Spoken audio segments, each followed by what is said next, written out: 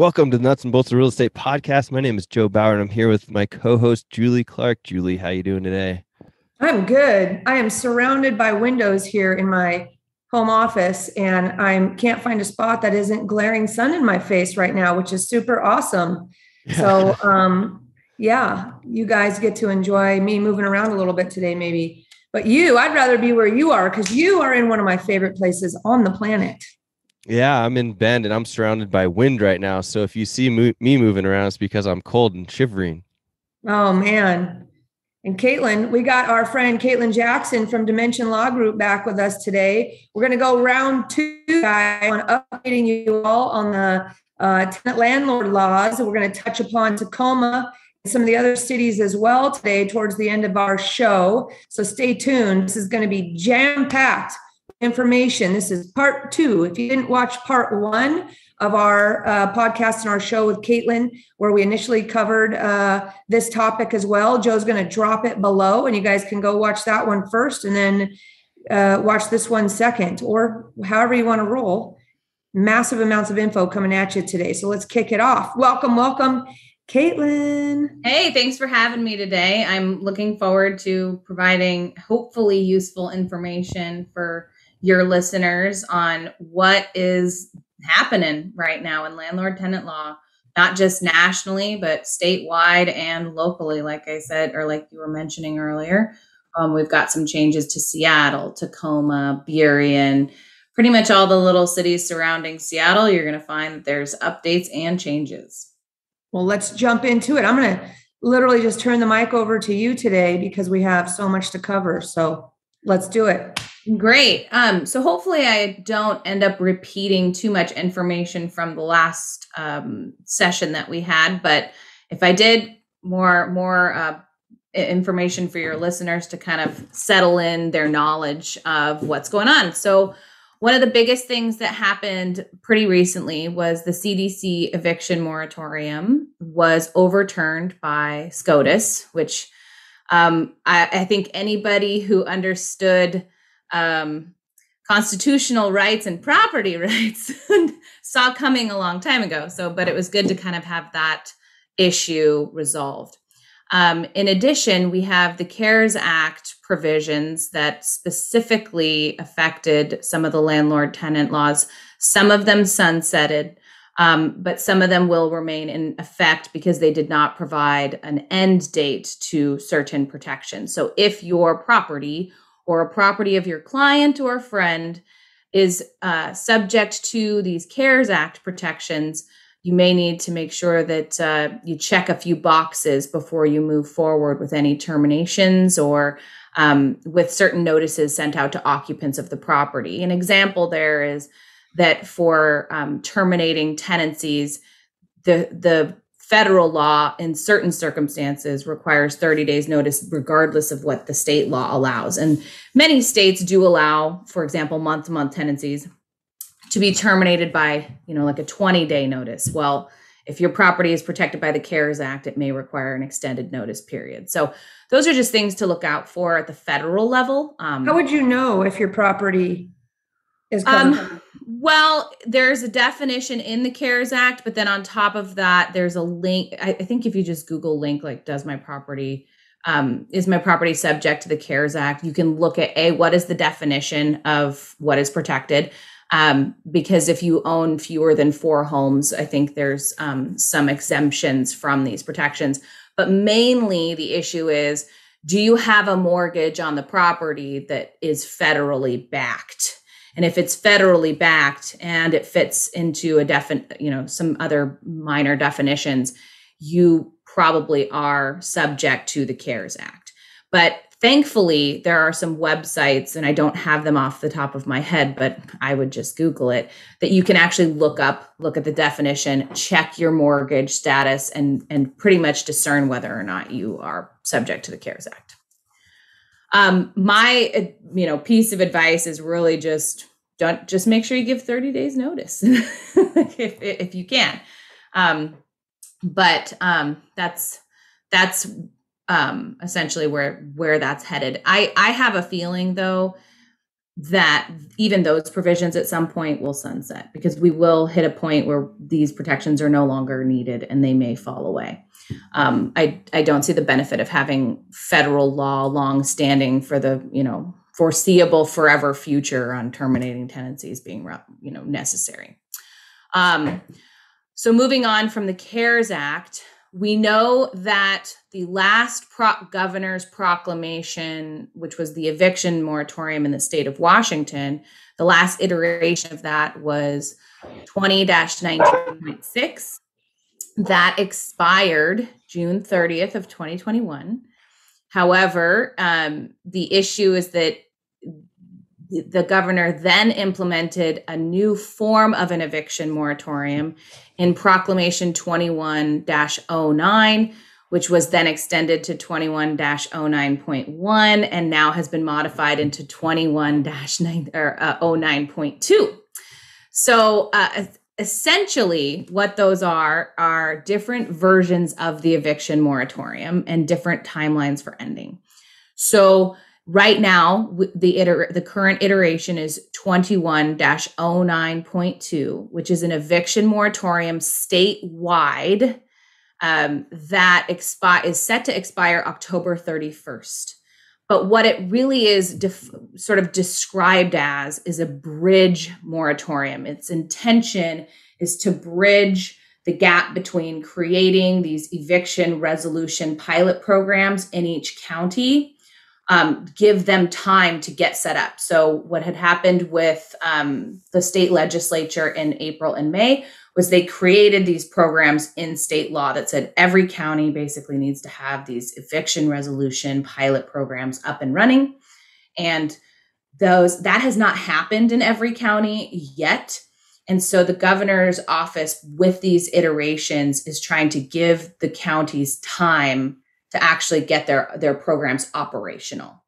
And so right now, as it stands, there's, like 12 more days before things can move forward, quote unquote, normally, or at least in compliance with the rules or the laws that changed pursuant to legislative act in April and May, without any further hindrance or additional requirements from the government or from the governor's office as of October 31st. I am taking wagers right now on whether or not this particular iteration gets extended. I think we're 12 days out. I think we saw that City of Seattle, and I'll touch on this a little bit later, extended their eviction moratorium through January 15th of 2022.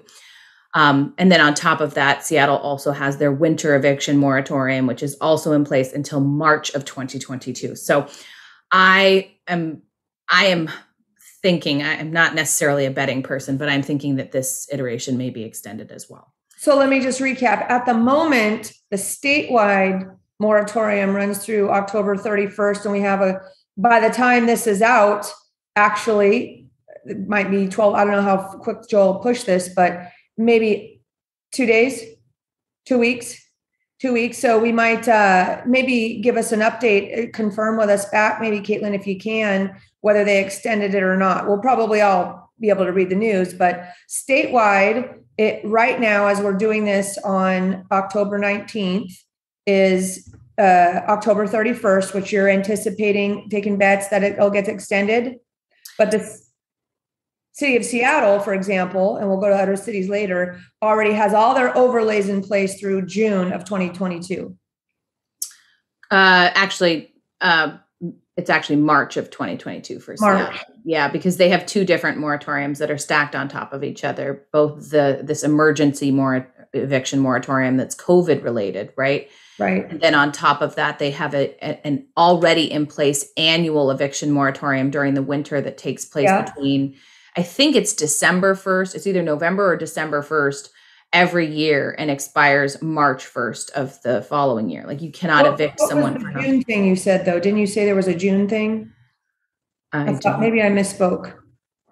Maybe I misspoke. I know that in June 30th, 2021 was the expiration of the last governor's eviction moratorium before the new sort of versions of these moratoriums, the 21-09s started. as we'll call them bridge proclamations, where they're not necessarily moratoriums, they're a bridge. That is just political jargon for I didn't want to violate the specific requirements that the legislature put in place, because the legislature in 5160, which was the actual House and Senate bill that was passed, specifically said to the governor's office, the governor's eviction moratoriums shall not continue past June 30th of 2021. So the governor just basically called this a bridge and basically just played those games and did it anyway. That's basically what happened. The biggest difference, I think, that is important for listeners, especially me as an attorney getting phone calls, emails, and questions about what protections actually exist right now, is what is the difference between the current protections and the old protections. The current eviction moratorium that's in place really only covers non-payment of rent cases. Like if you're talking about for protecting tenants from eviction processes for non-payment. Any other type of action you need to take as an owner or a landlord, if it's not related to non-payment of rent, there aren't very many protections set forth in the new versions of the proclamations, the bridge versions. The previous proclamations were much more expansive. So the intention here is to really, the government or the governor's office to really just focus on protecting tenants for non-payment due to COVID, situations. The unfortunate thing that's the reality for many, I think, listeners, landlords, property owners, is really that these issues are often intermingled. You usually don't have a perfect tenant that is also $20,000 behind on rent. Usually there's behavioral issues, there's lease violations alongside of it, and these proclamations and these protections make it very difficult to navigate.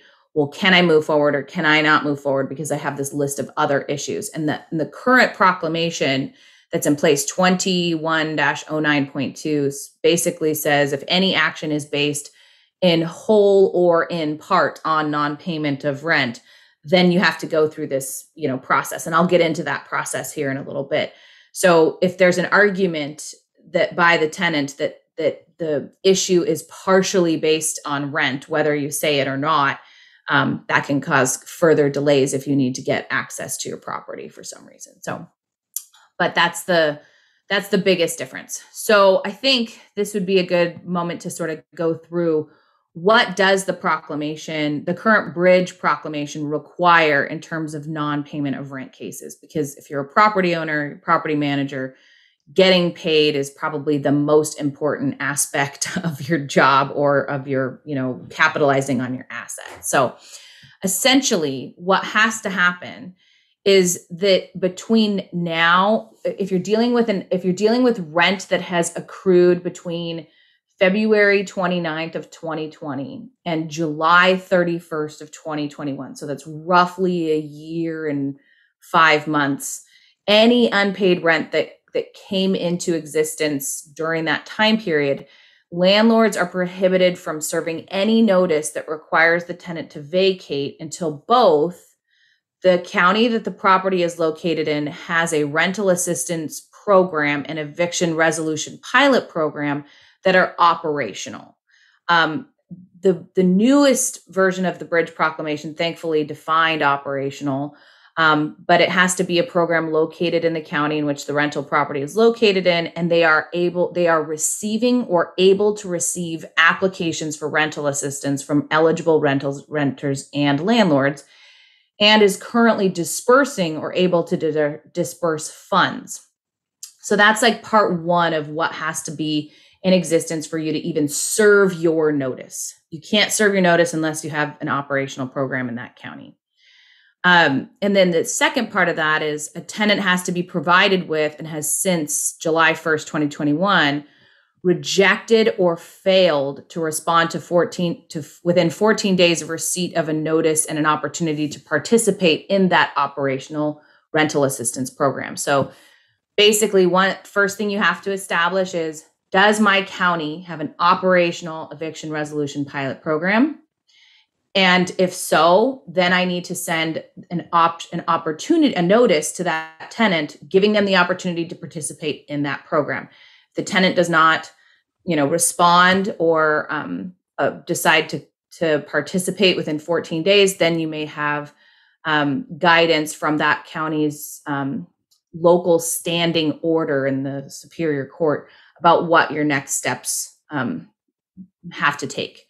So essentially, the biggest issue that practitioners like myself are finding is these little tiny definitions within what is considered operational. So if you listened carefully, one of the pieces of the puzzle is that eviction resolution pilot program in the county receiving or able to receive applications, and are they currently dispersing funds?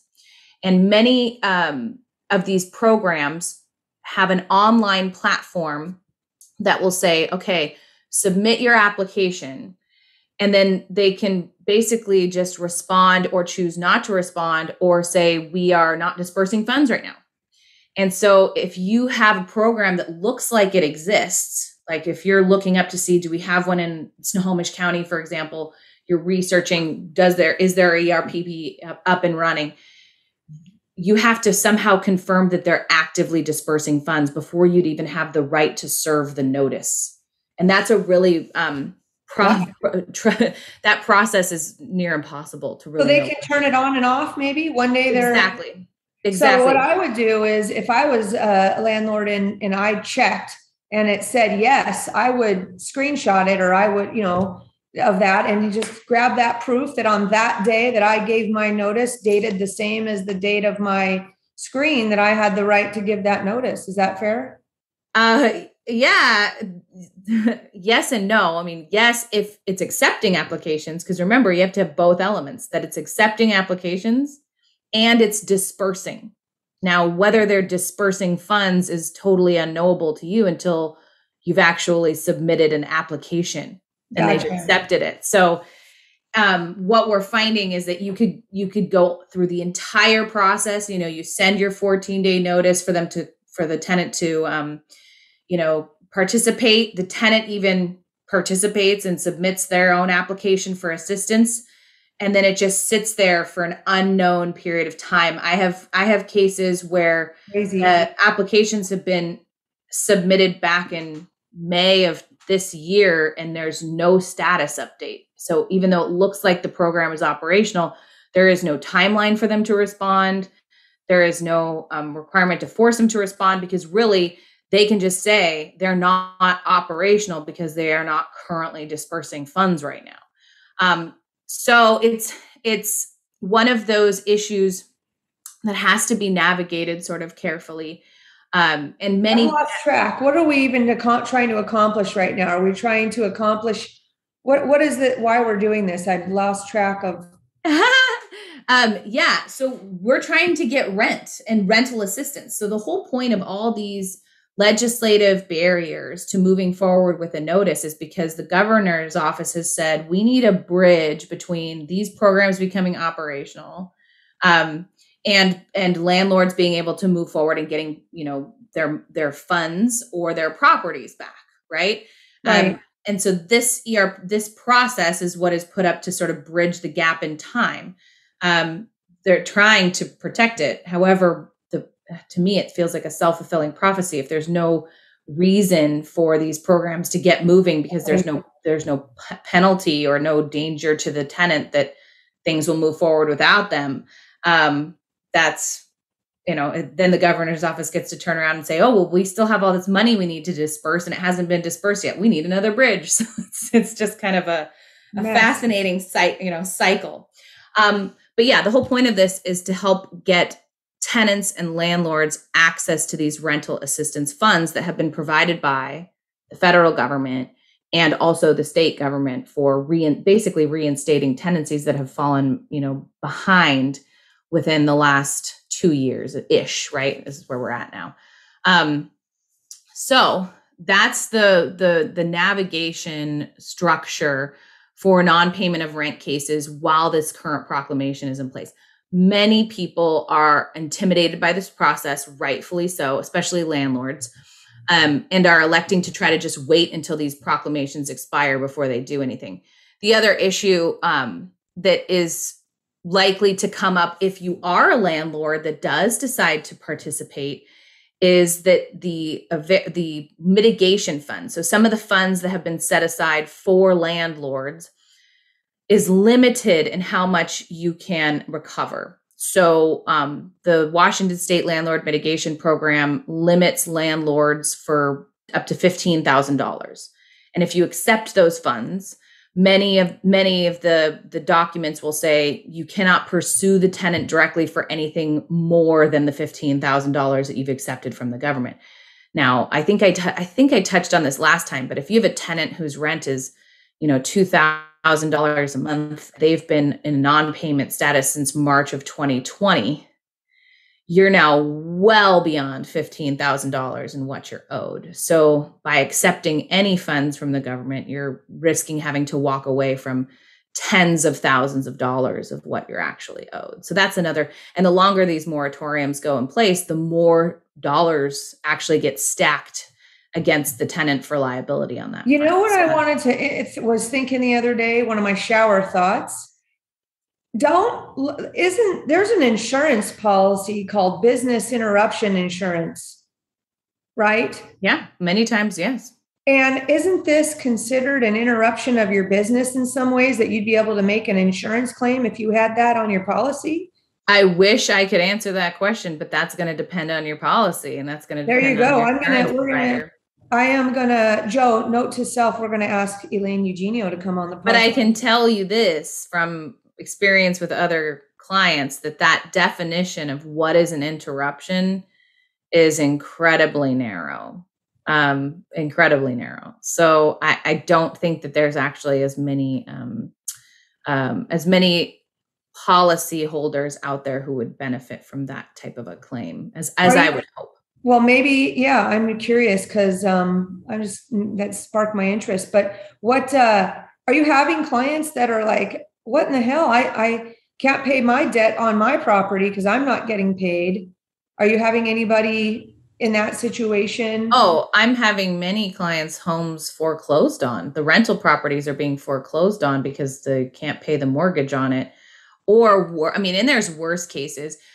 I won't say that I have a client like this, but I know of others whose clients are elderly and they have relied on rent to pay their medical bills, who are, not getting their medication to stay alive because they can't afford it because the tenants are not paying rent, and they're not forced in any way to apply for any programs or rental assistance programs because of these moratoriums. Yeah, that's a reality. And I will say, there aren't really going to be very many studies done that, like right now, that will show the damage of how many single family homes and rentals are actually leaving the market in Washington State, mainly because you can't really even terminate a tenancy. Take Seattle, for example. You can't terminate a tenancy with 90 days notice or any notice at all to sell the property, full stop, right now. So you may end up or many of these properties are being either sold off or will be sold off once the moratoriums or protections are lifted. And so you're going to have a shrinking of the market, especially single family homes. And you're going to have rent increases everywhere, significant ones. Right. It's like a total backwards thing here. This is crazy. This is just nuts. Well, it's really, and I don't mean to be, I'm not a conspiracy theorist by any means, but what I predict happening is the market shrinks, rents raise significantly to deal with increased risk, increased cost, spreading out losses that occurred during the moratorium. And then that gives the government of Washington the reason to turn around and say, see, this is why we need rent control and legislate that. But it's kind of, to me, the theory that you created the weather and now you're complaining about the rain. So that's what I foresee, being very, very likely, or at least something that is heavily debated. We're going to steal that. You created the weather. Now you're complaining about the rain. Joe, bookmark that one right there. Right. Okay. So basically where we are at is that you need to understand the process for, if you are an owner of a property or a landlord, going through these mandatory mediation processes and whether or not you can move forward. And certain counties are moving forward. Some counties are moving forward and then turning that little off switch on where it's like, oh, we were accepting applications, now we're not. So you have to deal with that. But at the end of the day, I foresee that relatively soon, landlords should have the right to basically force tenants to these eviction resolution processes. And if you give what we call the offer of reasonable repayment plan, which is a requirement, which is defined by statute, and they don't allow it, then you can move forward. So what the legislature did in 5160 back in May of this year, May of this year, they defined what was a reasonable repayment plan. And it is essentially, you have to offer to the tenant, like let's say they have a debt of $20,000 that has accrued since February 29 of 2020. And their monthly rent is $1,500 a month. You have to offer them to pay that $20,000 off to you interest-free with no more than 1/3 of one month's rent payable at any given time. And the first one can't be due for 30 days. So hypothetically speaking, if I had a tenant that was 20 grand behind and their monthly payment was $1,500, I'd have to say, dear tenant, my reasonable repayment plan offer to you is $500 a month, which is 1/3 of rent, beginning. And if today is October 19th, the first payment wouldn't be due until November 20th. But I mean, personally, I just started on the 1st of any month, and they have an unlimited amount of time to pay that back. It is interest free. It cannot be, subject to any additional requirements like compliance with lease terms or really anything. That's just basically all you can offer them. And if they accept, they have 14 days to accept it. If they do not accept it, that's when you can move forward with your eviction resolution pilot program notices that say, hey, we need to go to mediation and you need to participate. If they do not accept it and then they just don't pay. Okay, so that's happens a lot.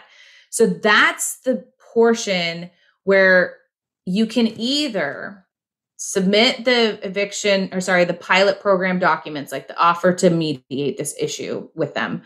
Or you can go to the landlord mitigation funds that are distributed by the Washington State Department of Commerce. So there's a website, Washington State Department of Commerce, landlord mitigation funds, and there's these different buckets of money that you may qualify for as a landlord. Like I mentioned before, that's a question for you as a landlord that's a little tricky, because if you dip into those funds and you say, hey, my tenant agreed to this payment plan, it was reasonable under the statute, here's a copy of my lease agreement with this person to show that this is a legitimate, request, please pay me. They may pay you, but they're going to say, but you can't pursue this tenant for any more money than what we give you. So if you're owed 20 grand, you're going to walk away from 5 of that, assuming you get the maximum amount. How are you ever going to get the difference anyway? That's a good question. Where are you going to get the difference of the money? The tenant doesn't have it. So I think that's an assumption. I mean, yes, totally. You're right. I think that's sort of, I call it, don't try to squeeze, the common saying, don't try to squeeze blood from a turnip, right? And if the tenant is a turnip, you might as well just take the money you can get and try to continue with the relationship. The problem with that is, one, you're still required to keep the tenant. Right. So you're going to end up in a situation where, what are you going to do? Go back and ask for more money in 3 months when they're all, still continuing not to pay? Mm-hmm. That's another problem. And then one of the other issues is, some tenants, and this is, more common than I would like to admit because I've seen it in my practice, but they do have jobs. They do have the ability to pay, and they've just sort of become very complacent with not having to and not having any consequences. So Hopefully not very many people are experiencing that. And I am aware that because I'm an attorney that practices this area, I probably see the worst case scenario every day.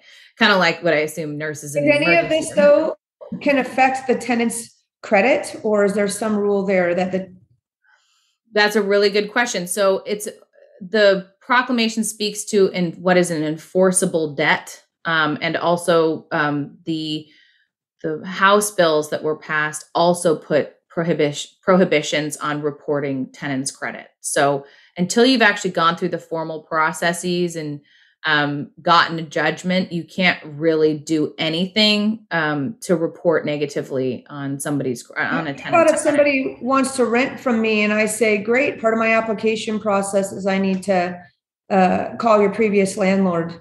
Nope, you cannot do that either. That is part of the how the Senate and House Bill 5160 or 1236 that said if there's potential landlords cannot ask about any unpaid rent that accrued between February 29th of 2020 and the expiration of the protected dates, which I think the protected dates go through December 31st of this year, and they may be extended.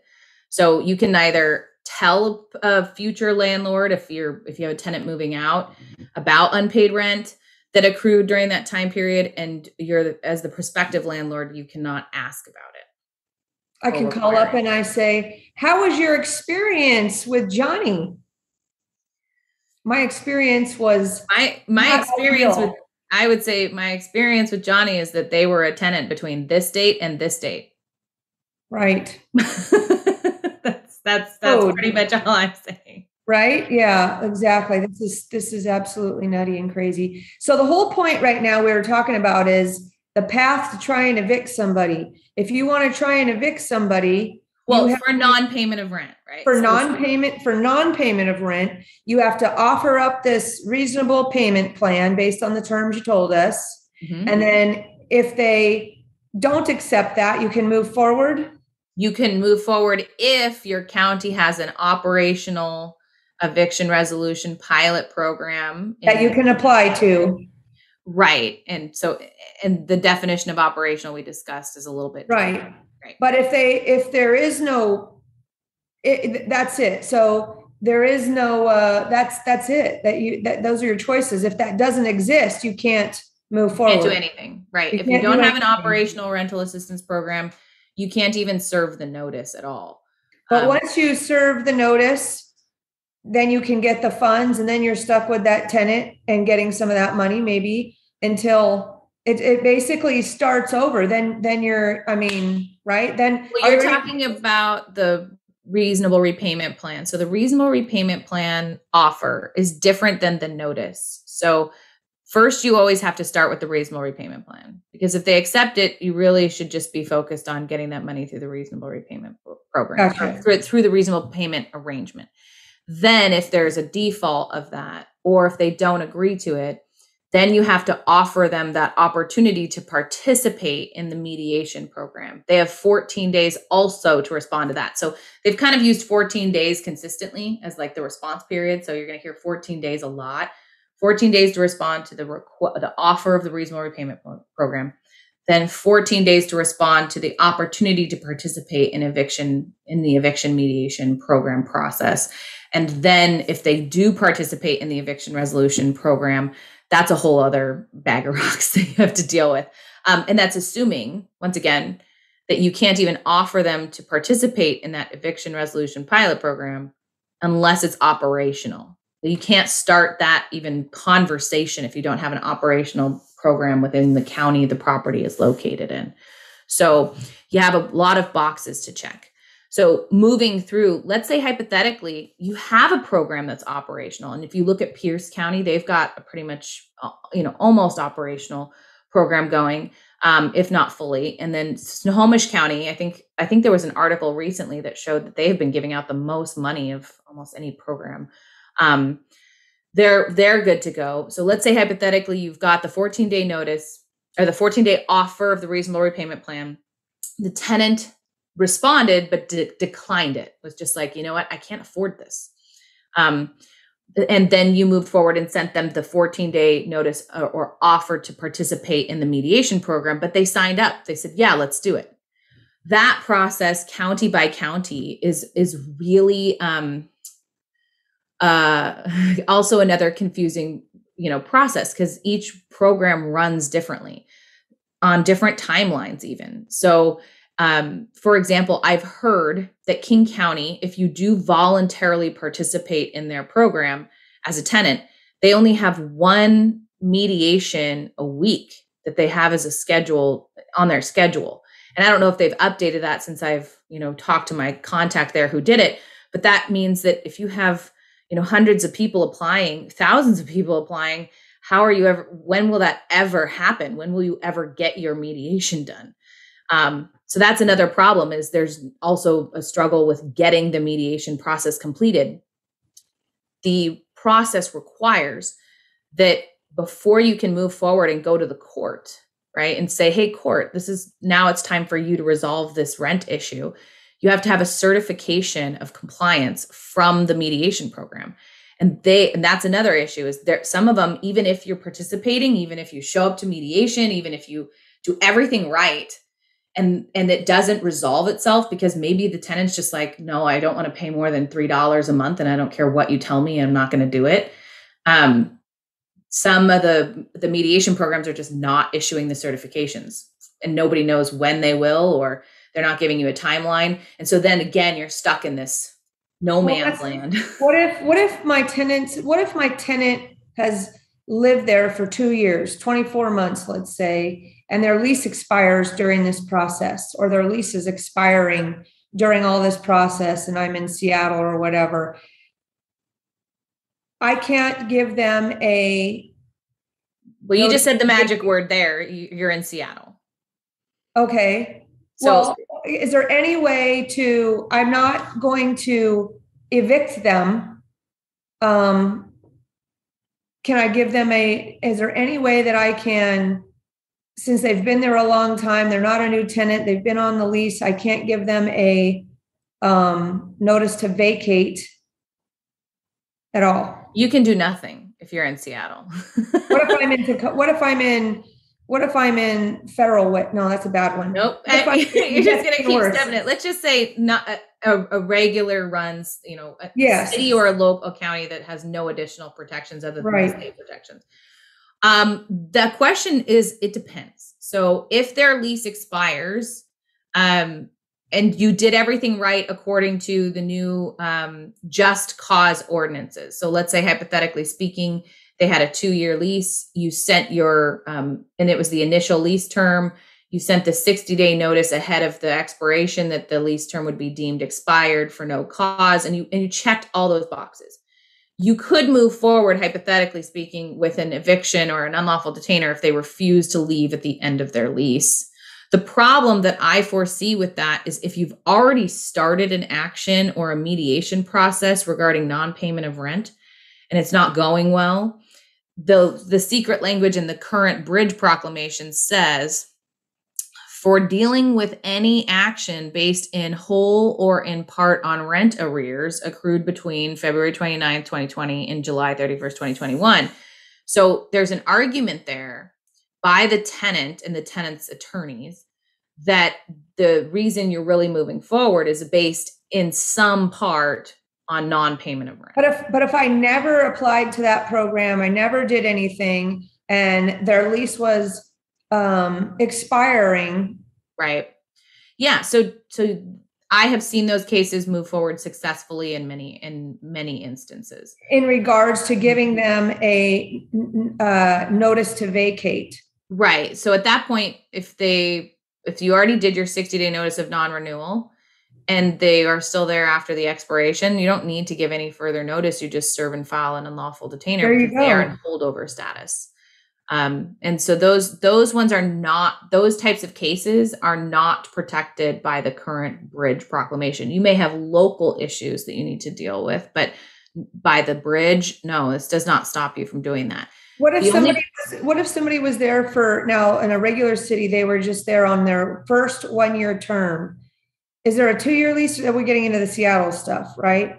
If it's just their first 1-year lease, and their 1-year lease is expiring in 90 days from now, right? We're talking just regular state law, not any local ordinances. Regular state law. You can send your 60-day notice of non-renewal and let it expire, but you have to make sure it says this is the magic. And then after it expires, then you give them the 20-day notice to vacate or 30-day notice to vacate. No, you give them no further notices. No further notice. They're just in holdover, and you can have the sheriff come and get them out or whatever. Well, you got to go to court first. Go to court, right? Yeah. I have to deal with that question a lot because people think like, oh, I can just bring the sheriff out there. I'm like, hey guys, it's Julie here with a quick break from the show to discuss an opportunity some of you may have interest in, which is to work more closely with me. On almost a daily basis, I get calls from investors and brokers, both new and experienced, asking me for guidance or advice. I love helping you guys out, and it keeps me on my toes too. So with that said, I wanted to let you know that I have a private broker coaching community called the VIP Education Community. And the best part is that it's 100% free. That's right, it's free to join. So whether you're a traditional broker or a broker investor, my VIP education community offers personalized one-on-one coaching from not just me, but also from my experienced broker friends with expertise in all disciplines of real estate and real estate investing. We'll teach and share our modern marketing strategies, our tech and lead generation resources, plus teach you how to identify or offer up opportunities for yourself or for your clients using techniques such as seller financing, lease options, land entitlement deals, BRRRR investing, flipping, multifamily or commercial coaching, whatever you like. We've got it all covered for you. The future of real estate is changing fast, and to stay in the game, it's time to learn about all the options you can offer your buyer and seller clients, as well as, if you want, learn how to use those skills to grow your own real estate portfolio. If you'd like more details about joining my VIP education community, reach out to me at julie@seattleinvestorsclub.com or text me at 206-910-2985 or just send me a Facebook message. My new favorite phrase is community equals confidence. So let's navigate the future of real estate together. Now, back to the show. What are normal places?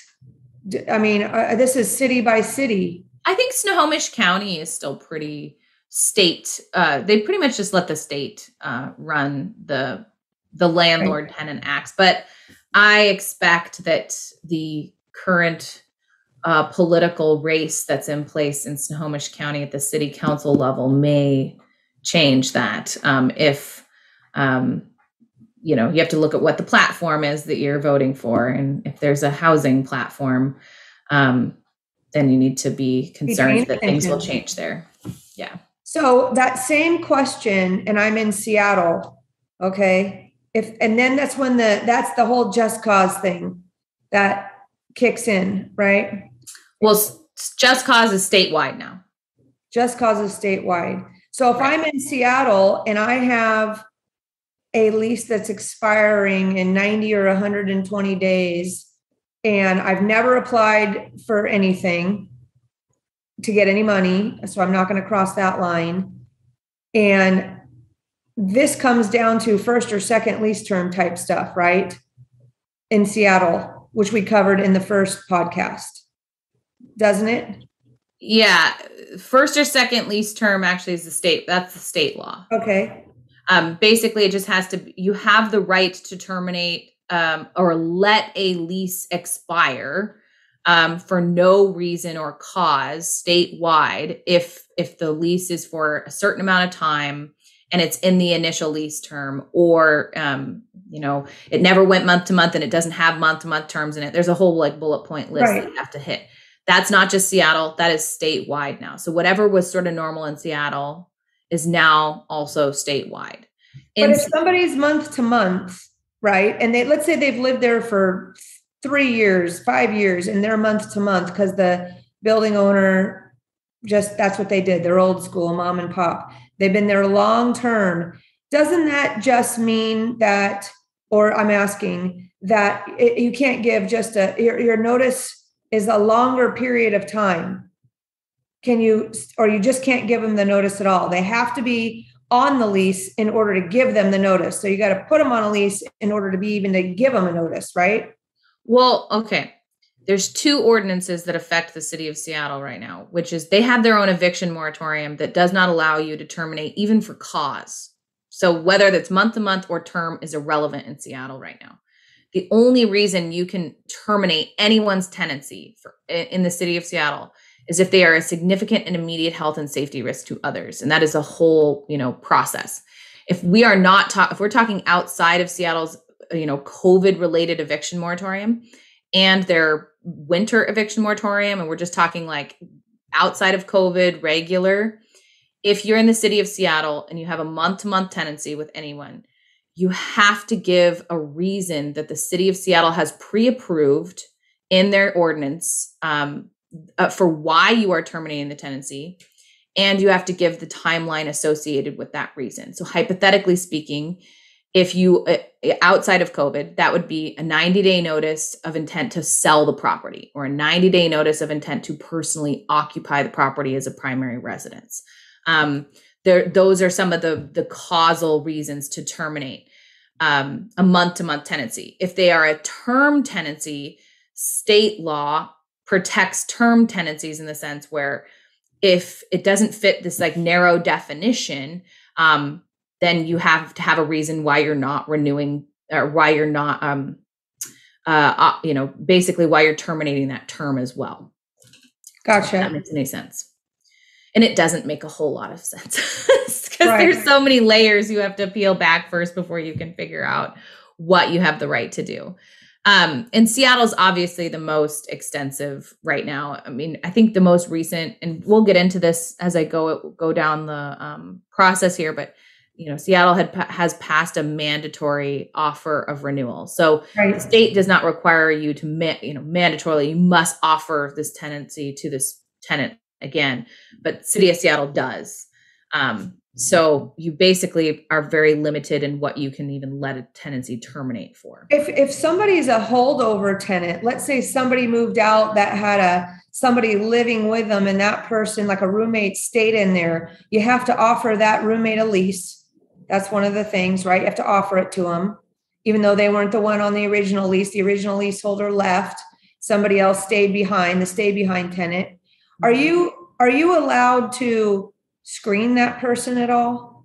So in Seattle, it depends on whether or not that person, the remaining occupant, is defined as an immediate family member. Now, the immediate family member definition in the code is very, very broad. Basically, anybody you've ever had a relationship with is somebody that spouses, extended family, I think grandma, grandpa. I mean, it's very extensive or broad. If they're an immediate family member, I don't think you're allowed to screen them. And that's just off the top of my head. If they're not. What are you going to screen them for anyway in Seattle anymore? You can't do a criminal background check. You also can't discriminate on source of income. I mean, you're pretty much you can't also even look at, previous evictions for the last, almost 2 years. So it's almost kind of irrelevant at this point. And I predict that Seattle will also, you also can't require, a social security number or something like that. So I think that credit score is also coming very soon. Jeez Louise. Yeah. But so if it's an immediate family member, I don't think you can screen them. If they are not an immediate family member, I do think you can screen them. Statewide, if it's kind of similar. So if a tenant basically leaves without informing the landlord or informing the landlord, and they've allowed someone to live with them for at least 6 months, there is you basically have to offer that person an opportunity to become part of the lease before you can terminate them as well. Though they do have to apply, and they do have to meet the same requirements that the previous tenant basically had to meet to get the lease. So okay. A little bit different. Yeah. Man. Yeah. It's a minefield statewide.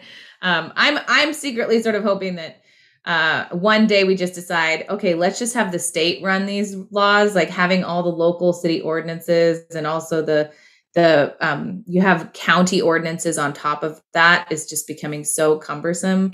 But I guess it's a business assurance for me. So. Yeah, really. Yeah, but I wouldn't like my job to be this hard. Okay, so moving forward, I think we've sort of got a good general overview of the process if you are trying to pursue a non-payment of rent case in the state of Washington. You know that you're going to have to follow this eviction resolution pilot program process. You know you're going to have to offer a reasonable repayment plan. Once again, you want to make sure that if you're moving forward, you want to look into whether or not your county has an operational rental assistance program before you do anything other than offer the reasonable repayment plan. There's nothing stopping you from offering that payment plan now, regardless of whether the program is operational. And sometimes I would argue that it at least can get a productive conversation going between landlord and tenant. Sometimes. I wish I saw it more, but sometimes it does happen.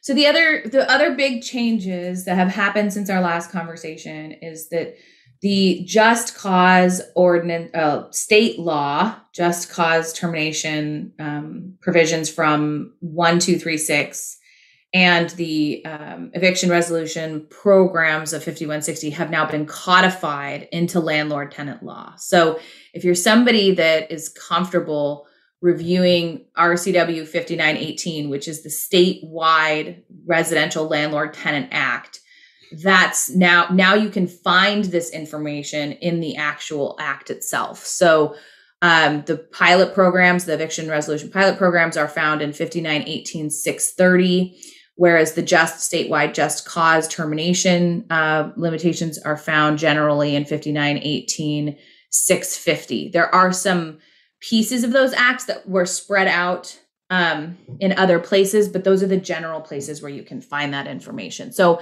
if you're somebody that's like, gosh, can I terminate a tenancy for X reason and what is the timeline?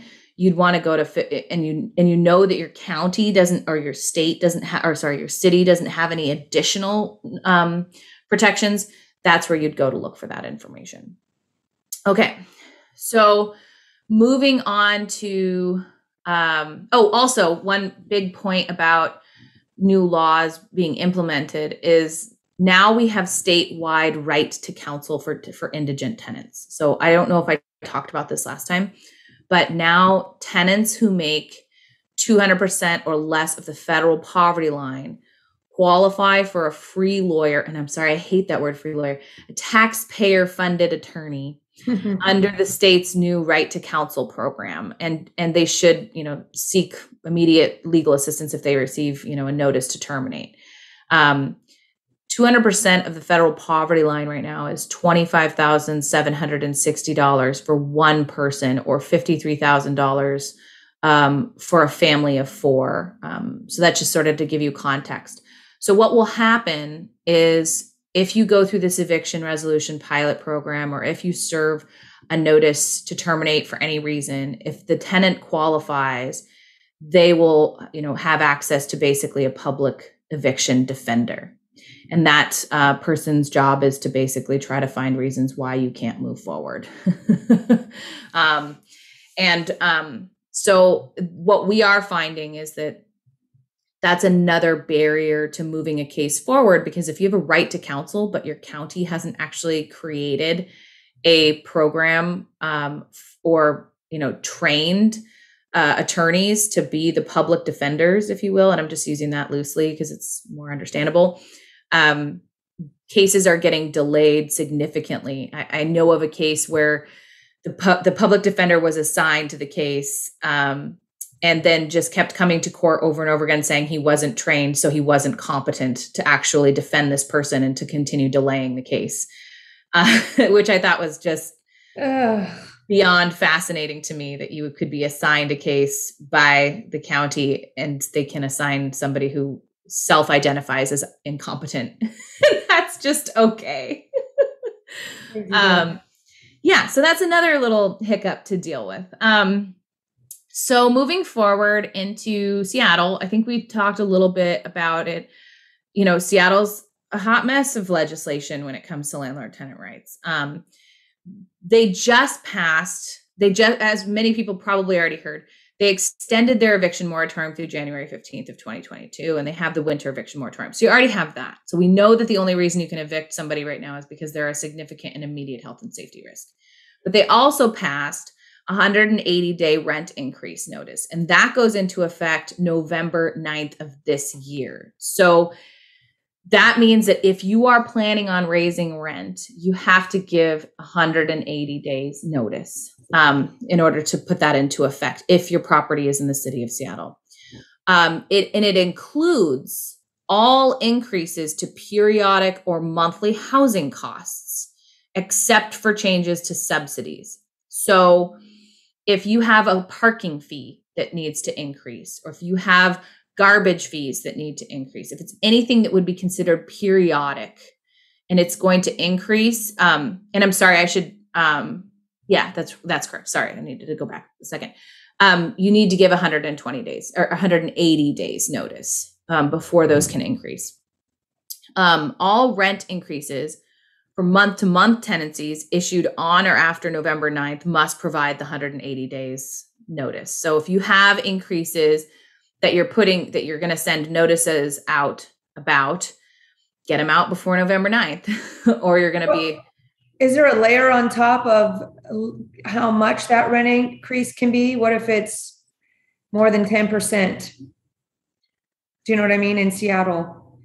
So there's additional protections so I don't think that there's a minimum or a maximum. If you're going to increase it any amount, it's got to be 180 days. If you're going to increase it 1%, it's got to be 180 days. At least that's my understanding of it. And as this is new, once again, I mean, it's brand new, and I could learn new things and have to retrain. Isn't that maybe one way landlords could, and it has to be reasonable, can't be crazy, but isn't that one way landlords will be able to get tenants moving along? Force a tenant out? Get tenants moving along. So you're going to get into situations where they call it economic eviction, where you just increase the rent so much that it makes it impossible for the tenant to want to remain there.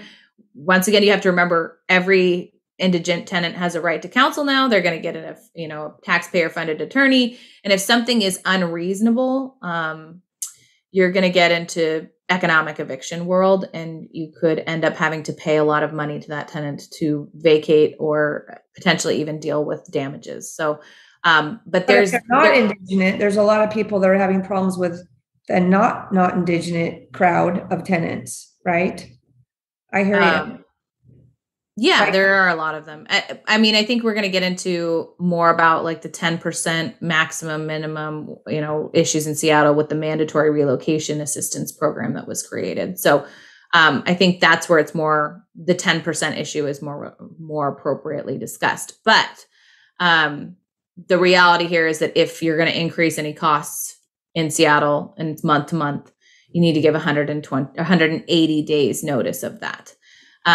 I think that the practical problem that is brought up by this is the fact that when you're a property owner and you have property taxes increase, your timelines for, spreading out those increases and dealing with them in your contracts becomes pretty complicated if you have to give that much advance notice. So, I think that something from SDCI basically said to me, but obviously this was not in a formal setting where they were like, we'll be held to this type of situation. But just general guidance was that if you're going to increase the rent for the next year, if you're going to renew that lease term or offer a lease renewal, you just have to basically do all this, 180 days in advance, or after November 9th, you can always send the offer of first refusal, which is, I think you have to send it between 60 and 90 days in advance of the expiration, but you might not have the increased rent costs go into place until at least 180 days in advance. So you may end up in a situation where you're drafting your lease agreements as a landlord in a way that's much more similar in commercial leases, where they have a rent schedule for each year built into the lease. So it might be built in monthly. So you might say, hey, it's 75 days out before your lease expires. Here's your offer of renewal. Lease terms or rent terms are going to stay the same for the first 2 months, because now you're getting into your timelines here, or 3 months. After the first 3 months, starting this month, they're going to increase to X amount. So there's different ways you can sort of make sure that this is built in. But that's what I see people doing after November 9th, is basically building out a schedule in these offers. Or, every 6 months, just sending 180-day notice, the rent's going to increase. Right. But if I was buying a building, because we're a lot of investors listening, and it was all month-to-month tenants, because that's what mom and pops do these days, and I was going to buy that building, and I'm buying it because it's an opportunity, because the rents are under market or whatever, but they're not indigent. Let's just say they're not in that crowd. They're a regular crowd. I would be able to buy that building, and I would be able to give all those tenants, if they were all month to month, a 180-day rent increase. Yeah. So for investors who want to budget to buy properties, right? When they're doing their due diligence to underwrite what their holding costs are in this new world, they would need to understand that they're going to get the rent that's there for at least 180 days there, no matter what. And then however long it takes, if somebody decides not to take that rent increase, to go to court and pursue their termination of their tenancy because they didn't accept the new lease, right? Right. How long does that take? The court process itself? Yeah. Mm-hmm. Probably 2 to 3 months. So if I was buying a building, that's what I'm saying. So now I'm at 5 months for a rent increase. I'll say 6, because I'm going to get in there and I got to kind of wait a month to give my notices, or I'm in a weird time of the month. So there's 6 months out the gate, plus another 3 months at least, and then throw a buffer on. So that's 10 months that I'm going to buy a month-to-month tenanted building, and I'm going to live as is for 10 months with those rents. I'm just, as an investor, that's what I'm thinking. Right. And I think you have to also remember, like, if the issue that you're dealing with as an investor is non-payment of rent, right? Or, what if I just leave that all behind? I'm not going to deal with the non-payment of rent. I'm going to budget. I'm going to buy it. They're not paying, whatever. That's part of my budget to buy the building, is I know they're not paying. Cool. I'm going to buy it anyways. Right. And I'm just going to build into my budget, buy a building, that I'm only going to get X amount of rent, my own cash flow schedule for those first 10 months. Some of that might mean that I'm not getting paid rent, but I don't think I want to tie up and pursue this previous rent issue, because I'm buying the building. That's the problem of the last guy. Right. I guess maybe what I would be thinking about is, when you buy these buildings and the tenants are month to month, and you send a rent increase, like you're talking about 180-day rent increase, and that person does not pay, right? At that point, what are you going to do? At that point, when they sign the lease and they agree to it? Maybe they don't. Maybe they don't what? Maybe the tenants don't sign the lease, right? Yeah. And they don't agree to pay the rent increase, and they don't vacate. The biggest issue that I see right now, maybe this is something that I've just been dealing with in the last 2 years, and hopefully by the time we're talking about this in 6 months from now, is not an issue. But if the tenant then decides, I'm not accepting these new lease terms, I'm not accepting the rent increase, and I'm just not going to pay, you have no remedy at this point in Seattle. You're just in limbo. You're in purgatory. Correct.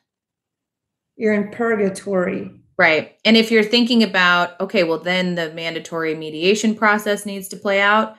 Once again, King County, even though it's the biggest county and has probably the most money, is not operational. They call themselves not operational. It's just politics at this point. But so it would be better for me as the buyer of this building then to then work it through my offer with the seller. As part of my conditions of closing, I would like you to put everybody at their current rate on a 6-month lease. Can they offer a 6-month or does it have to be 12? No, they can offer a 6-month lease. I'm not playing devil's advocate. I'm just curious, what is the objective of getting them on a lease? Because you have a right of first refusal. There used to be a benefit, right? Of if I have somebody on a lease term, I know that at the end of that term, they have to vacate, right? That was the benefit of a lease term. Mm-hmm. That benefit doesn't exist anymore in the city of Seattle because you have to offer them a renewal, for one, unless you have specific requirements, unless you have just cause. And any of these tenancies you're talking about, they all were month to month after September 30th of this year, which means no matter what types of terms you get them to sign up to, you have to have just cause to terminate even a term lease. That's the new statewide law. So any tenant that was month to month as of September 30th of 2021, if you didn't get them to sign a lease before that point, because that tenant was month to month at some point in the past, you now have to have just cause to even terminate a term lease. The end date on that lease, regardless of whether it's 6 months, a year, doesn't really matter anymore. Right. And that provision that's in the state law is particularly confusing, but we haven't even had a chance to litigate it yet. So we don't even know how far that's going to stretch. But that's an issue. So I think if I'm an investor and I'm buying month to month, if I'm buying a building with month to month tenants, the best thing that I can do is get estoppel documents from each of those tenants that ensures I know what terms they believe they are operating under. Because I can't tell you how many times I've dealt with investors who say, this is a copy of the lease from 5 years ago, and its rent has been raised X amount of times or whatever. But then once they buy the property, the tenant says, oh, well, actually, the previous landlord reduced my rent or did this or said that, right? And then you're ending up in a situation where you don't really know what assets or liabilities you just purchased. So it's basically just like commercial. Get an estoppel document signed by the tenants where the basic outlined terms are in a one signed document by the tenant so that you know what you're buying. That's my advice for an investor. Know what you're buying. Mm-hmm. But let's say okay, keep going. I'm going to go down a rabbit hole. Yeah, that's okay. Yeah, stew on it later. So we touched on the 180-day rent increases that go into effect in Seattle on November 9th. Then on top of that, we already talked about a little bit the right of first refusal. So just to make sure that everybody understands what that means is that the right of first refusal in Seattle requires that a lease renewal be issued in a window between 60 and 90 days prior to the end of the lease term. And if you lay that over the top of the 180-day notice, Bill, it seems like your pathway forward as an owner in Seattle is to separate the rent increase notice from the renewal notice, issue them within their respective time periods, 180 days for the rent increase, the lease renewal notice in the 60 to 90 days, or issue the renewal notice 60 to 90 day window with the delayed rent increase. So we sort of like talked about that a little bit. Lease renewals in the city of Seattle, you have to offer what is defined, they say reasonable lease terms. However, the code has now added a little provision that says if the offer of a reasonable renewal is rejected by the tenant, it is presumptively an unreasonable offer. So now if you're going to move forward, you have to prove to the court in the outset of your complaint, if the tenant doesn't relocate, voluntarily, you have to prove that your terms were reasonable. What that looks like, I don't know until we litigate. So your property taxes went up and you whatever. Sure. I mean, when you get into the lawsuit land, you're talking the tenant can subpoena all your other leases that you have for all of your other tenants or lease renewal offers and make sure that every offer was exactly the same, right? And that's, so you want to make sure that you're very careful about what your renewal terms look like. And are you being uniform across the board? If you have a reason such as my property taxes went up, well, then everybody better be getting the exact same distribution of rent increases. So if you have other reasons that you're increasing one tenant more than another, you better have some documentation supporting why that's reasonable. So again, you offer reasonable rent increase on time within the zone in the right notices, and they say, I don't accept. Now what? Well, hopefully they leave on their own, right? Because that's the point, is they don't want to pay the increased rent amount or whatever it is. Well, hopefully they leave. If they don't leave, for one thing, you don't want to accept rent after the termination date. Because so let's say one of the lease terms was, I'm raising your rent from $1,500 a month to $1,800 a month. And that, may sound like a lot of money in one raise, but given that rent hasn't increased in 2 years and property taxes have skyrocketed, it's not that bad. The tenant, if they tender payment for $1,500 a month come the first of the month after the termination should have happened and you accept it, now you're in trouble because you don't, basically you've just created a new lease for that. What if I don't? Then what? If you don't accept it and they don't leave, that's a unlawful detainer action, meaning no further notice required at that point. You just file and serve an unlawful detainer and move forward with the eviction process through the court system. Once again, this is all assuming that you can at this point, which right now in Seattle, you cannot, and not until mid-January. Can you do that? So. Right. Rent increases are particularly tricky because if the person's income has stagnated, and they can argue that maybe their income has stagnated because of COVID, you also have the additional Seattle protection of, I think it's like 6 months after the expiration of their eviction moratorium, which is in place through January.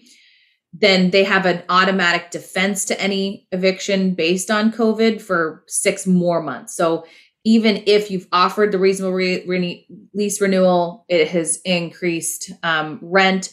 If they can say, well, I can't pay the increased rent because because of COVID, because my income is stagnated, whatever that looks like, technically they have an affirmative defense that could defeat that as well for a long time. So there's another hiccup in that. So mandatory, the other big law that was passed, and you and I have talked about it a little bit already, is the mandatory relocation assistance for low income tenants after rent is increased by 10% or more. So this bill was passed a couple weeks ago, and it basically, if there's a low income tenant and you're the landlord and you increase the rent by 10% or more, they can come back to you after they vacate and require you to pay them relocation assistance of up to 3 months worth of rent. That starts in July of 2022. So if your rent is $2,000 a month, you're going to pay them $6,000 after the fact if they come back and apply for it. So if you what? That's if you did what? If you increase rent 10% or more in a year, I think that's right. I think it's limited to a year, obviously. And the tenant vacates because they can't afford it, right? And they're considered low income. They can come back and require you pay them relocation assistance of 3 months or more. 3 months worth of rent. So I think the example provided by SDCI was, if a landlord raising the rent on an apartment from $1,600 a month to $1,760, that landlord would have to pay $4,800 in relocation assistance. The city collects the money and gives it to the tenant. Right. So stay under 10%. Right. And I do think that the tenants have to make, so they have to be low income, and that's defined as they make 80% of the area's median income, which is about $65,000 for a single person or less to qualify for that additional relocation assistance. And I think it's worth, remembering that there's already a relocation assistance requirement for low income tenants. If you're the owner of a property in Seattle and you intend to substantially rehabilitate the property, that requires, a 90-day notice provision and some specific steps you have to follow by getting a permit from the city to move forward, et cetera. And I think that that type of situation is limited to something like $4,200 that is divided between the owner of the property and the city. And that's provided to these tenants in order to relocate. It is not known right now whether those things stack on top of each other in certain circumstances. I'm actually that we're getting close to 11 here, so we should probably. Yeah. But we should talk about Tacoma for 1 second too. I just want to. Sure. Okay, so moving forward from Seattle and the relocation assistance, the Tacoma updates are that they codified the statewide just cause ordinances in 1236 into their local landlord tenant or ordinances. And what that, from a practical standpoint, means is that they just have more strength in their enforcement rights of the statewide laws. And they also made some additional changes or adaptations to the just cause, statewide just cause ordinances. For example, shared housing. So generally speaking, if you're an owner of a property in the city of Tacoma, let's say it's a single family property and you share that property with a tenant, you can give a 20-day notice as long as it's not a term lease to terminate that, because the state wanted to protect that relationship between, hey, this is your home too as the owner, and you should be able to choose who you live with. But in Tacoma, if you're sharing that housing with I think it's more than 4 other individuals, you do not have the right to terminate any of those tenancies with 20 days notice, and you have to fall under some other just cause to terminate. That was intended to sort of like protect boarders and boarding houses, et cetera, that are, run by the owners of the properties who live there. There is a business license issue that came up in one of the meetings I had with them that I need to find more guidance on, but people should just be aware that I think they may have expanded their business license requirements to not only just the landlords of the properties, but also the owners of the properties. So just sort of put a pin in that, and I'm going to send you guys an update when I get it. But what I understood them to be saying in this meeting I had was that if you're the owner, and hypothetically speaking, if I own a single family property that is a rental property in Tacoma, and I also have a professional landlord who runs it, a property manager, then the property manager needs to have the Tacoma business license. But now they're saying the owner has to have the business license and the property manager / landlord has to have the business license.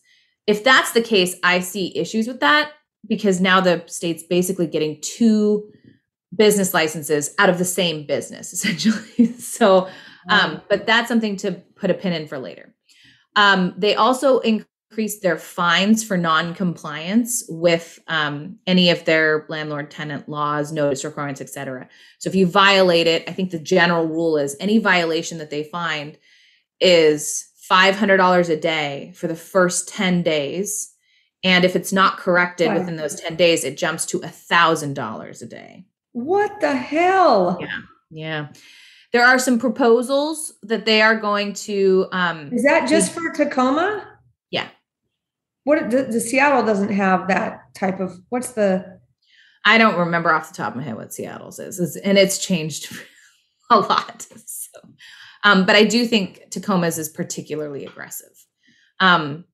The quote unquote good news is that, they use it as a negotiation tactic. So if they find that you violated something and it's been 30 days, you've got this fine for something like $20,000 that they can assess against you.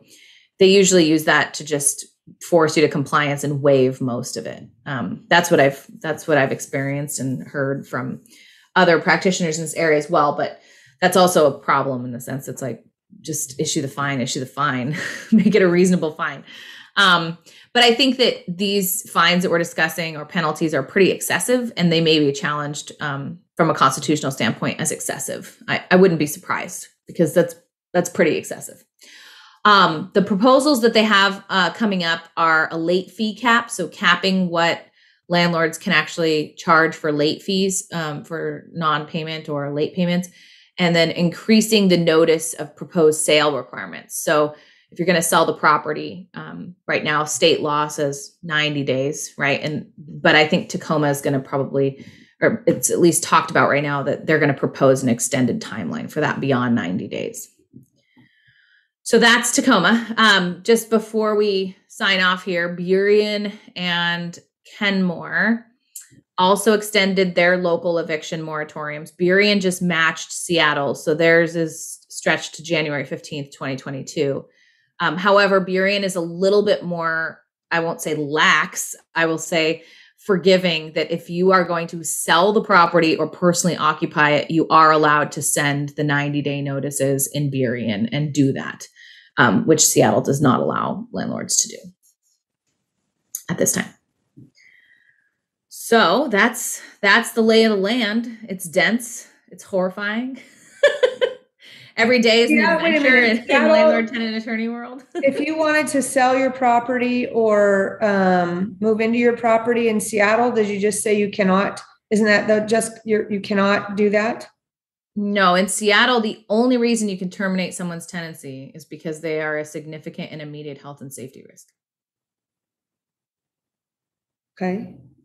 And even statewide, I think it's worth remembering that just cause for terminating a tenancy statewide now, you are allowed to give 90 days notice of intent to sell only for single family properties. If you have a multiplex, a duplex, a triplex, a fourplex, an apartment building, you cannot use that just cause to terminate a tenancy. Yeah. Got it. You got it. I need to get it. I don't know. I feel more confused. It's totally insane. This is so stupid. Anybody who has a vacant property, why would they put a tenant in there? Why don't you just Airbnb it? Well, that's another, I'm sure, a whole other podcast for you guys, is what ordinances are coming into place for Airbnbs, because it's my understanding that those are being cracked down on as well. Yeah. Who's running the show on that? Who's paying attention in your shop to that? I barely keep my head afloat, and I would argue maybe sometimes I don't on the landlord tenant stuff that's changing. So I pretty much ignore the short-term rental stuff unless a specific question comes my way, and just research it ad hoc. I have a client that wants to move to Florida for 8 months and then sell their house. And it's not in Seattle, but it's in Kitsap County. And we said, don't put a tenant in there if you want to sell your house. Whatever you do, just Airbnb it out or something like that to earn your income during that 8 months, because you might not be able to get that tenant out very easily later, right? Yeah. Depends. But in Kitsap counties, I look at the politics of the counties and the cities as well to sort of gauge what the likelihood of additional protections for tenants being brought. Kitsap County is probably unlikely to pass any additional protections than what state. So if it's a single family property, they have the right to terminate with 90 days notice. Sometimes Airbnbs make more money. So whatever is going to make. Well, who knows what's going to happen in the 8 months that are right. But that could be true for short-term tenancies and long-term tenancies. For example, I do think Gig Harbor put a pretty restrictive cap on short-term tenancy, like Airbnb properties. I heard that. I think that went into place just a couple weeks ago, or was just. I heard like Leavenworth or somewhere like that, or Chelan. Also. Yeah, well, Chelan's been in place for a while now, because they were bombarded in 2018 and 2019. They did. I kind of go by the theory, or kind of hear the saying, like, this is why we can't have nice things. Right. Mainly because if you just have every single property in a rural area bought up by investors, and there's nowhere for locals to live or afford to live, right, you're going to create a scenario where they're going to have to legislate. So right. Yeah. This is why we can't have nice things. Oh my God. Well, we're going to have you come back again, because we're going to pull a plug on this today because we went long. And unless you have one last thing you want to drop, I think we'll call it.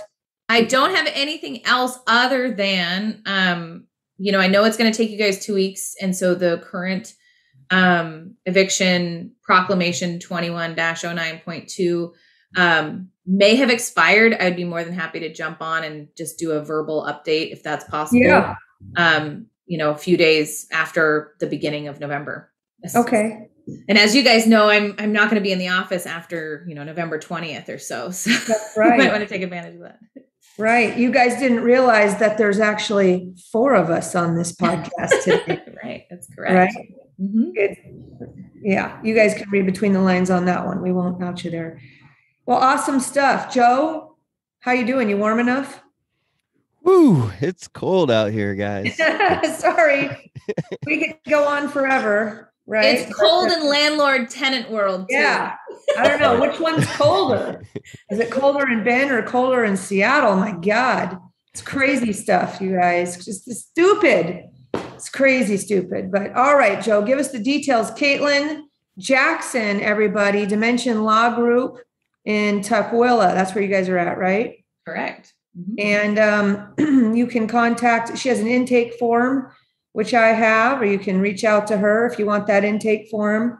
You can hit me up at julie@seattleinvestorsclub.com, or you can track down Kaitlyn on your own. What's the best way that you would like people, if they are trying to track you down, to do that? Email. Then I just forward it to my legal secretary to set up a call. What is your email? Kaitlyn@dimensionlaw.com. And that's KAITLYN @dimensionlaw.com. There we go. Thanks so much. Thanks for joining us again. Joe, what are the details of today's podcast? Yeah, if you'd like to get to any links that have been mentioned in the podcast, head over to seattleinvestorsclub.com/152. Or if you're watching this on YouTube, just go down to the notes section below. And shout out to Certain Lending, who's the sponsor of Seattle Investors Club. They are our local hard money lender. They actually, I think they're up to 40 something states that they lend in. They also have a 30-year loan product that you guys all want to know about. Certain Lending. Check them out, certainlending.com. And if you want to join us, everybody's welcome to join us for free every Thursday from 11:30 to 12:30 on Zoom. We have a virtual meetup where we talk about stuff like this and more, everything. It's an open discussion, and you can go to meetup.com, look for Seattle Investors Club, and grab that link for the meeting access. It does not change, so you can plug it into your calendar and join us every week when you can. That's all I got today. Thanks, everybody. Over and out. Till next time. Thanks for listening to the Seattle Investors Club podcast. If you have questions that you'd like to have answered on the show, shoot us an email at info@seattleinvestorsclub.com. Now go out, take that action, and build that real estate business. Thanks for listening.